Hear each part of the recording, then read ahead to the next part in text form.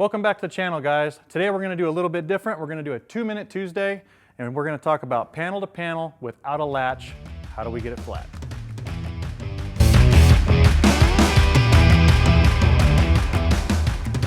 A 2-minute Tuesday is going to be a tip, a trick, a product review, a question. So let's get into it. Here's the clock. Today we're going to talk about the body filler that we put in between the door and the quarter panels. That is used so that way the door does not have any deflection as you are body working across both panels. If you were to leave the latch in the car and you're trying to do that, you're going to get minimal movements out of the door and everything will always move just enough that you can't get that finish. As you're done and the car is assembled, everything should be sealed in epoxy, and you want to come in after the car is scuffed and you're just going to add body filler. On this car we did it in 2 spots. Maybe you want to do it in 3 or 4 spots. That way everything is locked in as you body work the car.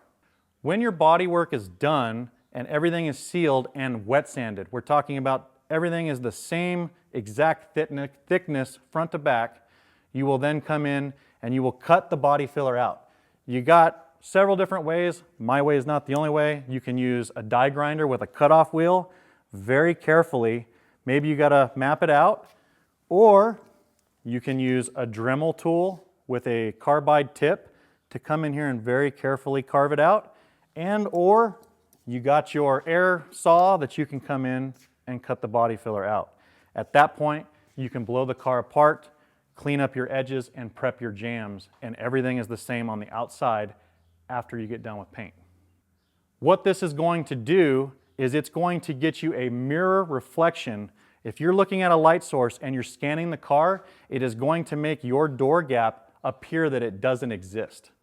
Laser straight finishes front to back, one shape. Share what you guys know and never stop learning. I'm Travis, and we'll catch you guys next time.